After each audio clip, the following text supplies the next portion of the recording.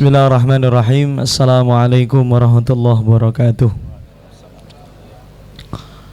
Innal hamdalillah nahmaduhu wa nasta'inuhu wa nastaghfiruh wa nastahdin wa na'udzu billahi min shururi anfusina wa min sayyiati a'malina.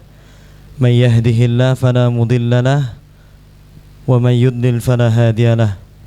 Asyhadu an la ilaha illallah wahdahu la syarika lah wa asyhadu anna Muhammadan abduhu wa rasuluh la nabiyya wa la rasula ba'dah. Subhanaka la ilma lana illa ma 'allamtana innaka antal alimul hakim. Rabbi shrah li sadri wa yassir li amri wahlul 'uqdatam min lisani yafqahu qawli. Amma ba'd. Teman-teman yang saya muliakan, yang saya takzimi, bersyukur sekali malam hari ini kita sama-sama diperjumpakan sama Allah di kajian non rutin ya. Karena kajian rutinnya kan Rebo sama Jumat, betul ya. Nah, ini kajian non rutin teras dakwah yang kita sama-sama berdoa kepada Allah, minta sama Allah, mohon sama Allah, semoga kendaraan yang namanya teras dakwah ini senantiasa istiqomah, amin ya rabbal alamin. Salawat serta salam semoga tetap tercurahkan kepada junjungan Nabi besar, Nabi agung, Nabi Muhammad sallallahu alaihi wasallam. Teman-teman, malam hari ini kita tidak bermelo-melo ria insyaallah, karena tema kita adalah tanda-tanda kiamat pernikahan. Sebenarnya tema ini itu cocok bagi bapak dan ibu sebenarnya, tapi juga sebenarnya cocok bagi yang belum menikah. Gunanya apa? Dia semakin mantap nanti mempersiapkan dirinya, bahkan mereka menghapus kata lelah di dalam penjemputannya atau menghapus kata letih di dalam persiapannya. Karena gini, fokusnya gini, goalnya gini, jangan sampai teman-teman mengartikan yang namanya talak, yang namanya firaq, yang namanya perceraian itu atau kiamat bahasanya malam hari ini di dalam pernikahan itu hanya disebabkan oleh 5 hal yang sering kita asumsikan. 1, tidak dinafkahi atau masalah fulus. 2, orang ketiga atau ada selingkuhan. 3, KDRT. 4, campur tangan orang tua. Dan yang kelima, ya banyak lah. Banyak di sini maksudnya adalah teman-teman, ada yang mengatakan ini, ada yang mengatakan itu. Jadi 4 ini teman-teman, 4 ini yang saya sebutkan di depan itu, ini hanya apa ya? Pintu-pintu judul, apa ya? Pintu-pintu ketika menyampaikan aku udah nggak mau meneruskan pernikahan dengan kamu karena ya kamu udah nggak mau atau mampu menafkahi aku. Itu sebenarnya apa? Hanya pintu judul saja. Karena kenapa? Kalau teman-teman ingat kebutuhan dasar seorang istri itu kan bukan nafkah saja, bukan masalah duit saja. Bahkan seorang istri itu kan sangat apa ya, ciri khasnya itu kan nonverbal banget, dipuji itu seneng banget. Makanya kenapa perempuan itu ya mau tidak mau ya sangat seneng kalau ada pujian, ada mukodimah terlebih dahulu, ada apa namanya pembukaan terlebih dahulu, itu seneng banget. Makanya teman-teman, ini bukan masalah nafkah saja, tetapi kalau teman-teman ingat, saya sampaikan 4D, ini jangan lupa. Nanti saat menikah ini jangan lupa banget, karena 4D ini adalah kunci kita membangun suasana di dalam rumah tangga. Kalau sebelah saya ini kan masih manten baru, banyak hudil afwa. Sebelah yang mana? Banyak kanan. Oh, kanan. Saya nggak bakal lupa kok insya Allah. Kiri belum. Jadinya nanti Yosi akan cerita ada stadium konflik di dalam rumah tangga. Wah, tuh ambah serem meneh. Stadium apa? konflik. Kita harus tahu teman-teman untuk waspada. Jadi kalau tahu ciri-cirinya, antum itu nanti punya pintu emergensi. Ya, nanti bisa keluar dari masalah itu. Ya, walaupun semuanya sebenarnya bisa selesai dengan cara mudah. Apa? Anda dekat sama Allah, selesai semuanya. Karena keberkahan di dalam rumah tangga itu inti. Apa yang kita bahas-bahas ini, ketika kedekatan sama Allah itu luar biasa, serius, mesti jejak. Sampai akhir pernikahannya cuma ku anfusakum wa ahlikum naro. Terbukti Nabi Nuh, Nabi Lut, walaupun istrinya berbelot, anaknya juga berbelot, tetap dia istiqomah. Ya kan? Tapi ini perlu tahu, karena zaman hari ini berbeda dengan zaman dulu. Tidak mungkin kita pakai antivirusnya dulu untuk membunuh virus hari ini. Gak mungkin, bos. Gak mungkin.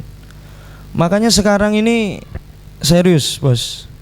Ini mengerikan sekali, mengerikan sekali. Yang dan fenomena yang Yosi sering temukan, yaitu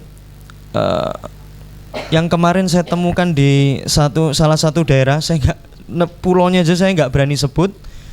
Jadinya ada seorang lelaki yang sudah punya istri, udah punya anak. Ini dia seorang yang kaya raya, teman-teman. Yang kaya apa? Kaya raya. Dia selingkuh sama salah satu cewek yang sudah bersuami, dan suaminya ridho atas perselingkuhannya. Ngeri ya? Motifnya apa? Duit. Cuan. Oh, cuan ini duit. Masya Allah. Cuan ya. Bos apa ini? Kemudian setelah ini belum selesai, tetap berlanjut, adiknya dia diselingkuhi lagi. Ini kisah nyata, bro. Kisah nyata. Masih panas-panas ya, belum sebulan yang lalu. Ya. Dan kemudian suaminya juga ridho lagi. Bayangin. Ini saya nggak bayangin nanti keturunannya itu seperti apa, teman-teman. Hifdun nasalnya seperti apa. Makanya bersyukurlah Anda yang belum menikah sudah dengerin nih kiamat pernikahan. Ya, ini mungkin yang baca tema niki opo. Ya. Ini perlu, kiamat pernikahan ini tanda-tanda. Jadi kalau sudah seperti ini, oh harus segera islah. Jangan dibiarkan. Kan mungkin sudah sering teman-teman dengar, entah itu di pengajian, entah itu di ta'lim, entah itu di daurah pernikahan, baik itu pra ataupun pasca nikah, setan yang khusus goda keluarga kan dasim itu. Bahkan Masya Allah, prestasi tertinggi mereka ya bagaimana menceraikan orang yang sudah menikah. Karena kalau menceraikan orang yang sudah menikah itu, untungnya bagi setan itu sistemik. Untungnya apa? Sistemik, sampai anak cucu keturunan bisa rusak. Nah, makanya malam hari ini jangan gagal paham bahwa sebab perceraian itu dari 4 tema besar tadi. Pelakor, opo dan lain sebagainya. Itu cuma tema-temanya aja. Tapi perceraian itu sering terjadi dari hal yang sepele, remeh, kecil, yang sering dipikirkan, didramatisir dan lain sebagainya. Makanya satu hal, ini silahkan Anda simpan benar, terutama bagi mantan baru ini. Nih, ketika antum masih ada yang namanya positive illusion, kita itu masih kagum sama pasangan kita, masih menganggap baik walaupun cuma 1 hal sama 2 hal saja, itu Masya Allah masih aman.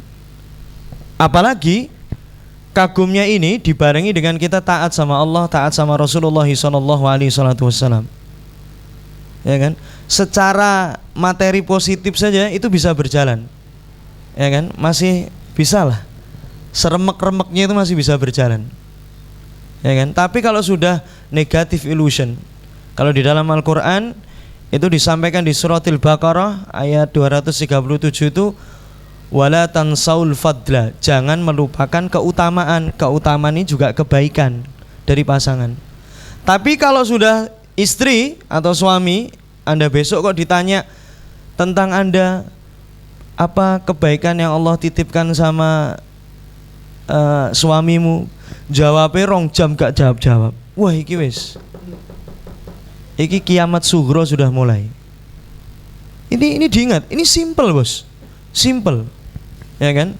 Nanti Yosi akan sampaikan ini apa yang saya sampaikan nanti, cirinya itu 4, tapi nanti pembukaannya juga ada tadi stadium konflik. Itu hal ini sudah diujikan teman-teman, sudah diujikan bukan hanya di ratusan pasang tapi di ribuan pasang.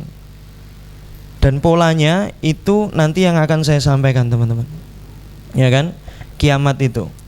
Makanya teman-teman tadi kecil, sepele, remeh temeh, tapi didramatisir, dipikirkan banget, dipusingkan banget, akhirnya semuanya jadi besar. Dan kalau semuanya gini, asal komunikasinya masih bagus, insya Allah masih jalan keluarganya. Enggak. Asal masih ada positive illusion, jalan. Karena kalau tadi pagi saya bahas terkait komunikasi di lelaki kan kebanyakan apa? Non-verbal saja. Iya kan, non-verbal kan? Kita memang nggak ngomong I love you, tapi kita cari uang itu kan sudah I love you. Bener kan? Tapi untuk perempuan nggak cukup, tetap dikasih uang sama I love you, I miss you, wa ala ashabihim. Makanya teman-teman, komunikasi itu nggak cukup. Tapi ini loh, ingat. Satu, kalau Anda masih kagum sama pasangan, aman sudah. Setan mau goda itu mental teman-teman. Kalau masih kagum, ya Allah, bersyukur atas pemberianmu dan lain sebagainya, itu masih aman. Makanya bapak-bapak yang alhamdulillah rawuh malam hari ini, itu yang harus dipertahankan, ya kan? Makanya kalau ada orang yang sedang bertengkar kemudian ke rumah saya, ya, ke rumah Solo baru 1 pasang karena baru 3 bulan ya. Nanti kita tunggu pasangan-pasangan berikutnya. Kalau bisa jangan ya. Malah ndonga pasang.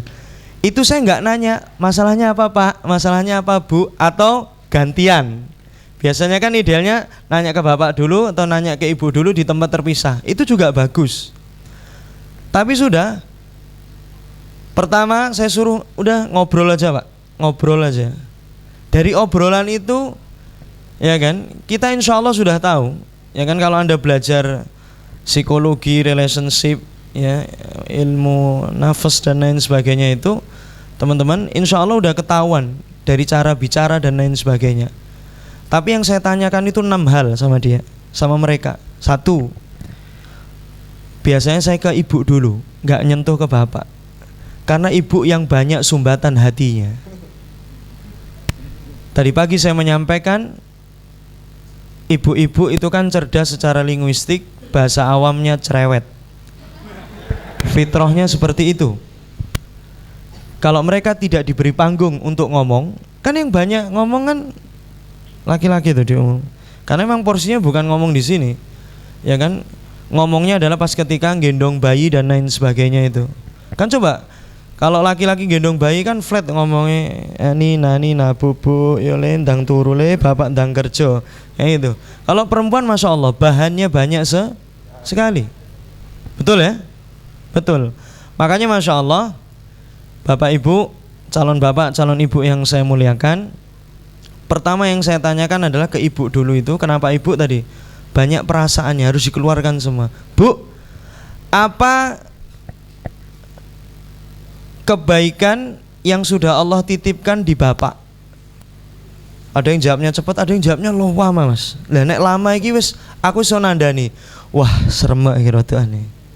Tapi kalau jawabnya cepat, walaupun cuma 2 hal, saya bersyukur banget. Ini masih bisa diselamatkan. Gampang. Tapi kalau langsung udah jawabnya cepet tapi langsung gak ono ya Mas. Dan ingat, marah yang paling dibenci sama Kanjeng Nabi Muhammad SAW saat Anda sudah nikah nanti, ketika Anda menyampaikan wis kowe kira tau blas sampai karo aku, ini dimarahi, ini nggak boleh seperti ini. Mosok tuh. Kan minimal kita para lelaki kan juga mengusahakan mahar beliau-beliau, ya kan? Itu mosok nggak dianggap kebaikan. Istri itu buatin kopi kan juga kebaikan. Itu bukan kewajiban mereka. Kewajiban mereka, tugas pokoknya kan cuma 3. Sering saya sampaikan, hamil, lahirin, nyusuin. Wes, itu bapak-bapak nggak bisa ngendel. Wes, Oh protes, oh mati kita protes. Tapi yang lainnya berdua, nggak kopi ya berdua dan lain sebagainya, bisa gantian. Bahkan salah satu keluarga yang baik adalah sering sering ngopi, sering ngobrol, sering makan maksud saya. Wes makan sambil ngobrol, bukan makan kemudian ngobrol, enggak, setelah selesai sering incip dan lain sebagainya. Makanya kebaikan kalau mau kita adil, ya kan, kita mau adil tidak ego, masya Allah pasti ada kebaikan di pasangan kita walaupun menikahnya baru 1 tahun. Kalau ini saya tanya kebaikan, langsung jawabannya oke. Nanti nanyanya kalau sudah 6 bulan setelah wis mulai, ketika itu 5 bulan sungunya sudah mulai keluar bayangannya tuh, itu harus hati-hati. Wes ya, satu yang ditanya apa kebaikan yang Allah titipkan. Jangan sampai gini, apa kebaikan pasangan ibu, wah ini repot. Nanti kalau dijawabnya 1, 2, 3, 4 bapak gemede itu tuh Ustaz, aku kan baik, sebenarnya aku ini cocok, sebenarnya aku itu ya lebih-lebih Ustaz, dia aja nggak bersyukur lah itu. Kalau nggak pakai nama Allah mati kalian. Yes. Karena semakin orang yang lagi tukaran itu Anda tanya masalahnya apa, walah tambah chaos. Dia namu ke rumah Anda bukan bikin tentrem tapi malah bikin rusak sofa. Masya Allah. Serius. Dan yang kedua, ingat ke ibu dulu ya. Nanti dan pertanyaan juga ditanyakan ke bapak. Kedua adalah Bu ya agak rodok jokes sedikit karena tegang delok raine ibuke wis koyo nyeruduk. Jadi dianggap ini suaminya apalagi yang sering saya curhat sama saya itu, dia nikah lagi diam-diam gitu loh. Sabar. Ini seisu mana lah itu. Ini banyak. Karena apa? Fokusnya kadang-kadang ini ingat-ingat bapak yang mau nambah, bismillahirrahmanirrahim, Allahumma shalli ala sayyidina Muhammad. Itu jangan fokusnya hanya suci saja. Kalau mau nikah lagi, remek ning ngarep, Pak. Wes aku langsung ngomong, remek ning ngarep pisan wae. Karena mau nikah lagi itu beratnya di cowok, tambah tanggung jawab. Ya kan? Kalau di perempuan makan hati. Ya kan? Makanya memang harus pemberitahuan. Memang nikah lagi itu tidak harus diiklankan dan juga tidak harus ditutupi, ya kan? Tapi harus dikasih tahu anggota keluarganya. Kadang-kadang aku wis nikah di bawah tangan siri karo Pak Kiai ku lagi. Karena informasi nggak nyampe ke istri mudanya, akhirnya dikira selingkuh kan, langsung mobilnya dipecah sampai kadang-kadang kekuatan yang tersembunyi itu keluar. Dan pernah saya sampaikan di TD juga, kita bisa mengambil ibroh dari kisahnya saat Siti Sarah kan nggak dikaruniai keturunan tuh, belum dikaruniai keturunan sama Allah Subhanahu Wa Taala saat beliau menikah sama Nabi Ibrahim kan. Akhirnya apa? Ya udahlah kamu nikah aja lagi, saya itu kalau bahasa sekarang. Yang nyarikan Hajar kan Siti Sarah. Tapi saat Ismail sudah terlahir, ketika itu dititipkan sama Allah di pernikahan Ibrahim dan Hajar, masya Allah, Sarah jealous. Dan jealousnya Sarah itu masya Allah sampai mengungkapkan, akan kupotong 3 bagian tubuhmu. Dan beneran dipotong. Bagian tubuh pertama kulit bagian kemaluan, akhirnya muncul khitan di perempuan itu. Kedua, ini anting kanan sama anting kiri. Ini kan biasanya ada perempuanan itu. Kalau Sarah aja kayak gitu, apalagi mbak-mbak sebelah sini. Delok hijab TD remek, angkat. Makanya kalau jadi ini pertanyaan yang bodoh bagi seorang ikhwan saat ta'aruf gini. Saya pernah bahas juga, gimana pendapat Ukti kalau saya nikah lagi itu. Tanyanya jangan di awal pas ta'aruf. antum bertugas ke dia mentarbiyah dulu, langsung wae mentang-mentang ini syariat Allah subhanahu wa ta'ala. Bahkan kata kiai saya, orang yang istrinya satu itu orang-orang yang apa? Orang-orang yang licik, ya kan? Kan fa'dilu, licik itu tahu nggak? Yang bisa adil itu yang nikah masna, thulatha, waruba. Masya Allah, masya Allah, masya Allah. Allah, Allah, Allah. Wes, aku rata terus naik, panas sih. Makanya bapak ini kadang-kadang harusnya yang namanya pernikahan itu bikin tenang, nikah dua harusnya bikin tenang, ya kan? Bikin tenang, nggak bikin onar. Kemarin di pulau yang kemarin saya sambangi juga ada bapak yang cerita, wis lah, cukup saya yang merasakan. Dulu saya pengennya berkorban saat nikah lagi, tapi sekarang malah korban hati, korban kantong dan lain sebagainya. Wis ya, bapak-bapak tolong jangan diem-diem, nikah itu diiklankan dan minimal ada pemberitahuan. Makanya yang kedua yang saya tanyakan kepada ibu itu, biasanya yang sering keos-keos itu kayak gini, impian ibu sama bapak apa? Saya pengen mengembalikan memorinya ke awal-awal pernikahan. Coba, nggak ada, coba kamu make pakai make. Iya, ente ngomong. Kena. Kan mesti punya impian kan sama istri ente kan? Kan impiannya apa gitu? Siap.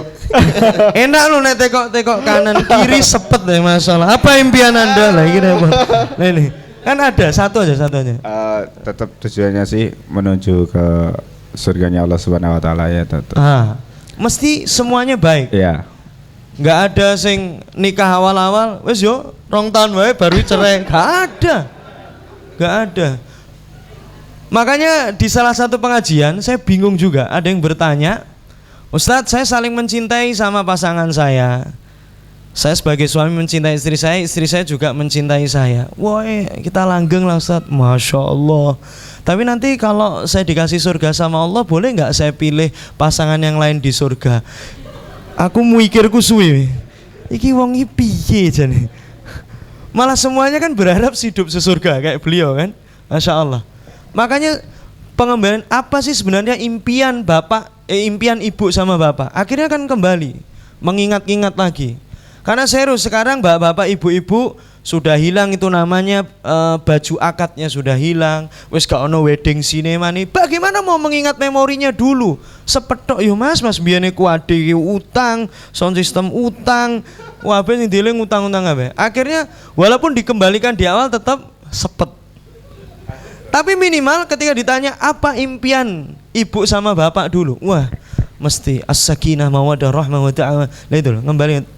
Makanya kalau orang lagi tukaran, apalagi lihat bapak ibu Anda tukaran, jangan ditanya kayak gini.